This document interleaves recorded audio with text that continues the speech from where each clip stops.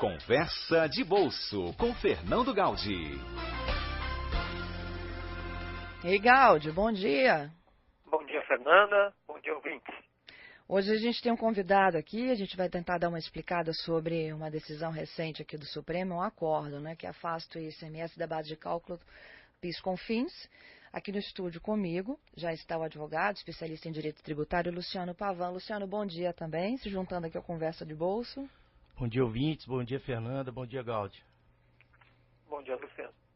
Gaudi, eu vou pedir para o Luciano começar explicando um pouquinho desse acordo e a gente entra no debate, combinado?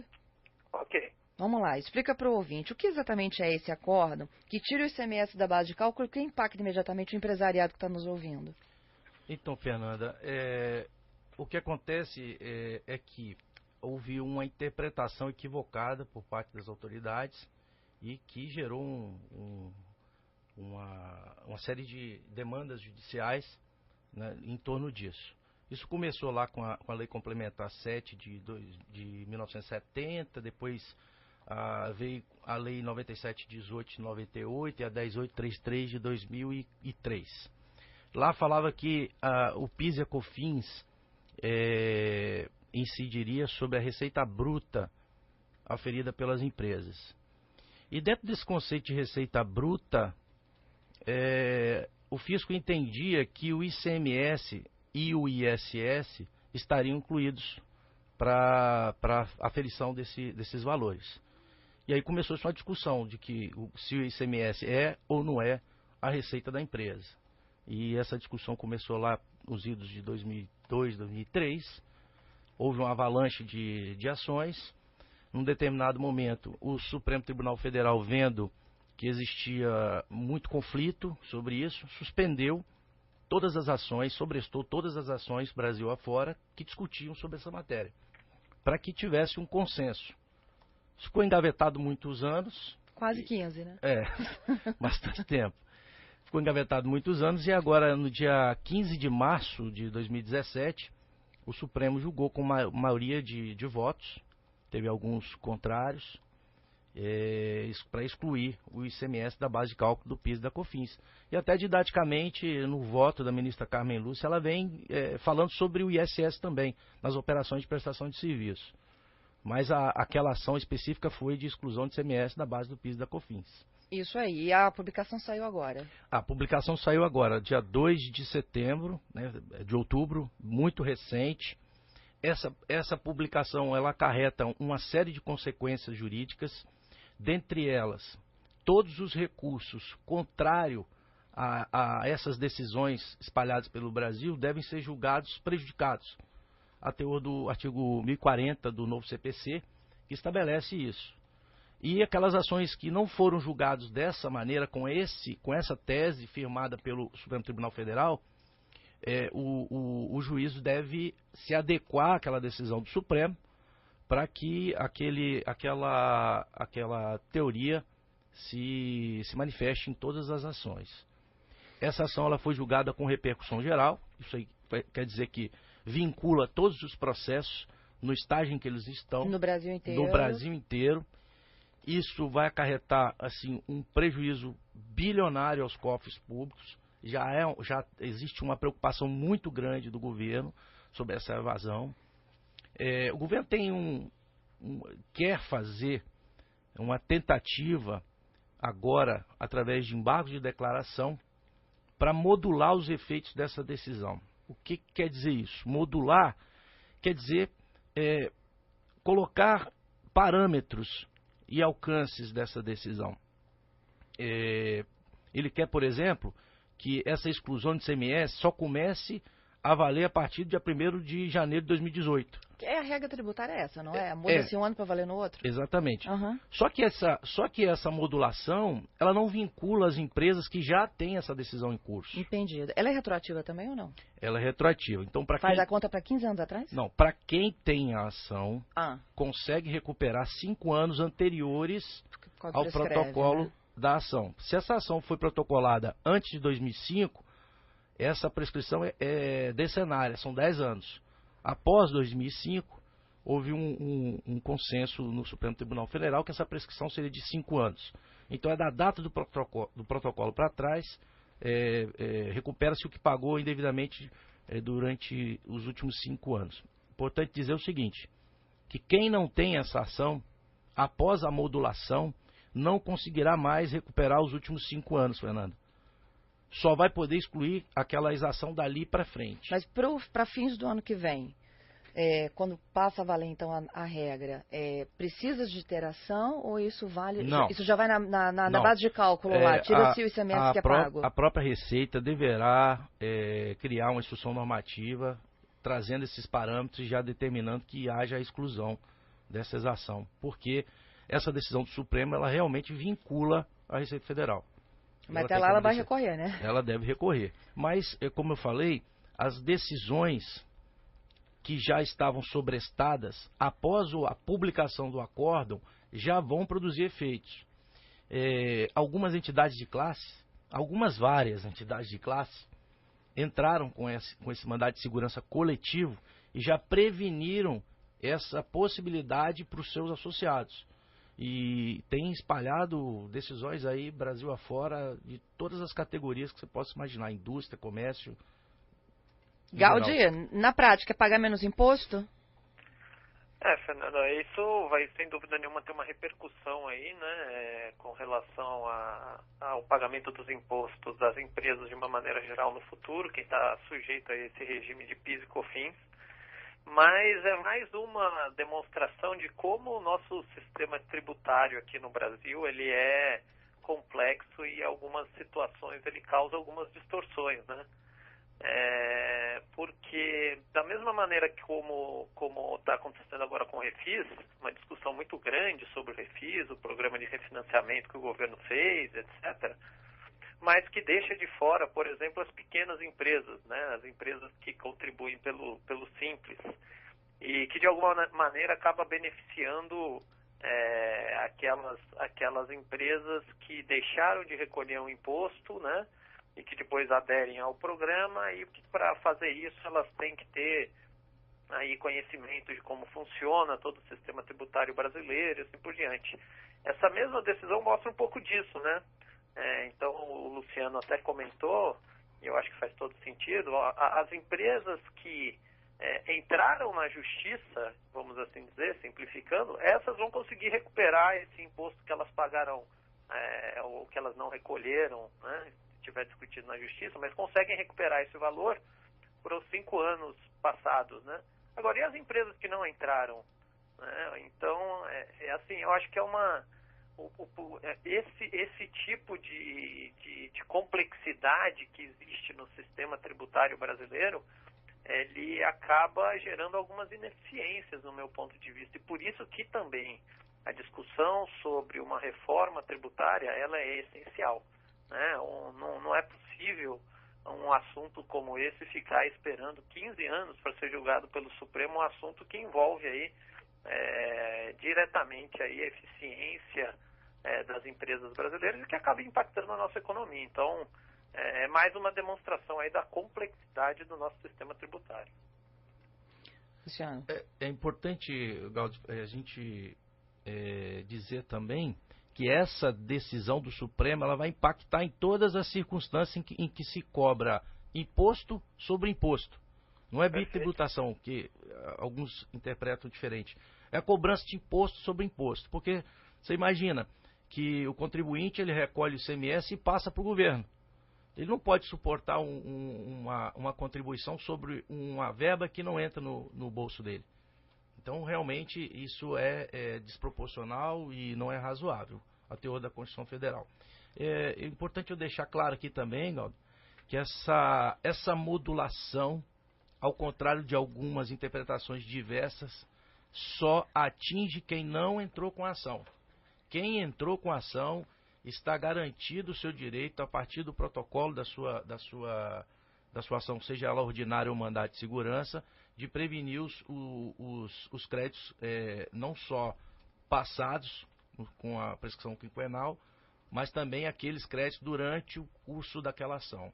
Isso é importante deixar claro aqui aos ouvintes. Gaudi? Não, eu acho que exatamente o que o Luciano colocou, essa é a situação. E essa também é uma preocupação, Fernanda, porque essa questão de tributação sobre tributação, né? Então você está colocando na base de cálculo do imposto como PIS e COFINS, que incide sobre faturamento, aí sobre esse faturamento tinha ICMS, mas aí você pode estender essa mesma discussão para outros impostos que incidem sobre faturamento, IPI, enfim, e aí você tem potenciais novas decisões que podem acontecer, né? Então é um tema muito relevante. Agora, essa decisão do Supremo ela é importante porque daqui para frente, né, de uma maneira geral, ela acaba beneficiando as empresas, tá certo? Porque, sem dúvida nenhuma, a tributação sobre o faturamento dessas empresas vai ser reduzida. Então, o PIS e COFINS que essas empresas pagam vai ser reduzido, que de uma maneira geral, né, para os empresários que investem na economia, que geram empregos, é uma boa notícia, dada a nossa alta carga tributária.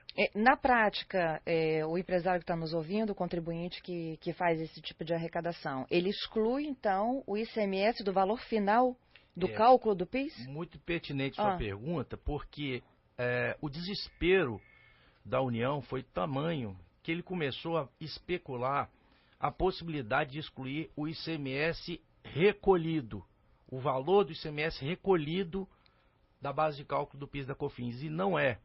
A ministra O recolhido é o pago, não é isso? Exatamente, o pago. Por quê? Porque aqui no Estado, por exemplo, nós temos alguns incentivos fiscais que fazem com que o ICMS recolhido seja menor do que o ICMS da fatura. Uhum. E quando você vai fazer o cálculo do PIS da COFINS, você não faz o cálculo em cima do ICMS recolhido. Você faz o cálculo em cima da fatura. Então é uma questão até aritmética. Qual foi o dinheiro que eu despendi? O relativo ao que eu recolhi ou o relativo que está na fatura? E aí vem a ministra Carmen Lúcia, eu vou abrir aspas aqui e dizer assim, que no recurso extraordinário 574706, que foi o precedente, aspas, o ICMS a ser excluído da base de cálculo do PIS da COFINS não é o ICMS pago ou recolhido, mas o ICMS da fatura. Quer dizer, isso foi apresentado publicamente agora no dia 2 de outubro. Isso já dirimiu todas as dúvidas que pudessem ter sobre o assunto. Vocês têm uma ideia de quanto é essa conta aí? É muito dinheiro. Não em milhões, mas assim, em percentuais para a empresa? Depende muito do faturamento da empresa, depende muito da forma da contabilidade, se é presumido, se é real. O fato é que é muito dinheiro, Fernando. Nós estamos falando aí de uma cifra bem razoável em tempos de crise financeira, que com certeza vai trazer muito benefício a esses empresários aí. Gaudi? Algumas estimativas que a gente tem visto aqui a partir de 2018, né, sobre essa perda esperada do governo, algo em torno de 20 bilhões, Fernanda, de arrecadação ao ano, né? Caramba. 20 bilhões ao ano. Então, realmente é uma perda de arrecadação aí do governo bastante significativa, ainda mais num momento como é o que a gente tem, né, de contínuos déficits do governo. Então é uma notícia que para o governo, do ponto de vista de arrecadação, é evidente que não é boa. Olha só, tem alguns ouvintes aqui comentando, né, alguns dizendo que falta vontade política para se discutir, inclusive redução de fato de impostos no Brasil, né, de se discutir a reforma tributária. Tem um outro ouvinte aqui também, o Alex, me dizendo que ele não sente o mesmo engajamento da classe empresarial capixaba como ele vê, por exemplo, junto à Fiesp em São Paulo. Essas ações eram coletivas, Luciano? Existem várias ações coletivas e existem dezenas de ações individuais, né? Centenas de ações, milhares de ações individuais. Eu posso falar por mim, né? Nós temos lá cerca de 23 ações coletivas de sindicatos, só aqui no Espírito Santo. Entendido. Gente, para fins, então, olha, a partir de agora, com esse acordo publicado, já se faz a exclusão na conta. Para já. Para já. Para quem não tem ação, para o ano que vem. Para quem não tem ação, só o ano que vem. O ano que vem ou quando vier essa instrução normativa da Receita, né? O fato é que, para aproveitar o crédito, é necessário que transite em julgado a ação individual de cada um. Então ele já pode excluir na operação corrente, porém, para recuperar o crédito passado, e ele vai poder aproveitar esse crédito pagando PIS, COFINS, imposto de renda, contribuição social, tudo com esse crédito. Só não pode pagar INSS. Só depois do trânsito em julgado, através de alguns mecanismos administrativos de habilitação de crédito, junto à Receita, ou pedido de restituição via precatório. Tá certo. Eu queria agradecer ao advogado tributarista Luciano Pavan aqui no estúdio da CBN. Já vou me despedindo do Gaudi, mas perguntando para ele o que houve com a Bolsa essa semana, 77 mil pontos. Fernanda, essa semana a Bolsa bateu aí uma alta histórica, né? E uma discussão que tem muito grande agora no mercado é justamente se a Bolsa, se tem algum tipo de bolha, né? Então, é sempre importante a gente deixar claro aí para os nossos ouvintes que, basicamente, bolha é uma diferença entre o preço que está sendo negociado e os fundamentos da economia. E quais são esses fundamentos que tem que dar sustentabilidade para o preço? Basicamente, 3. Um são os lucros das empresas. Ou seja, se as empresas realmente tiverem um crescimento no lucro, esse crescimento do preço das empresas ele é sustentado com base nesses fundamentos. O outro é o crescimento da economia. Ou seja, a gente tem uma expectativa de retomada do crescimento pequena esse ano, para o ano que vem um pouquinho maior, mas é um outro fundamento que é importante. E o terceiro fundamento é a taxa de juros de mercado, que a gente está em patamares também, migrando para patamares historicamente baixos, né, na taxa Selic. Já tem até alguns economistas que projetam uma taxa aí no final do ciclo de queda de 6,5%. Então, esses 3 fatores combinados, se você tem expectativa de lucro das empresas, de crescimento da economia e de manutenção de uma taxa de juros baixa, né, isso faz com que a Bolsa tenha total espaço para continuar subindo, na minha opinião. E lembrando sempre também que quando a gente olha para a máxima histórica do Ibovespa, ajustado pela inflação, a gente ainda tem uma distância de 65%, mais ou menos, dessa máxima histórica. Então, com esses fundamentos se mantendo, né, e com essas expectativas da economia, a Bolsa ainda tem espaço para subir. Então, ela sofreu um ajuste, hoje está caindo um pouquinho, mas bateu as máximas históricas e, a depender aí, principalmente, de novo, do que vai influenciar nesses 3 fatores, diretamente crescimento da economia e taxa de juros de mercado, principalmente reforma da Previdência, dependendo de como vai sair essa reforma, e o ministro falou que ela vai ser votada agora em novembro, o ministro Meirelles. Então, a depender disso, a Bolsa ainda tem espaço para subir, Fernanda. Te agradeço, viu, Gaudi, pela informação. Eu que agradeço. E pela participação. Um abraço a você e aos nossos ouvintes. O Vitor aqui, fechando o debate, ouvindo, dizendo assim, olha, eu não acho que isso é perda de arrecadação, não. Isso vai virar investimento que vai voltar a movimentar a economia, quando a gente fala dos bilhões aqui. Com certeza. Né, do ICMS.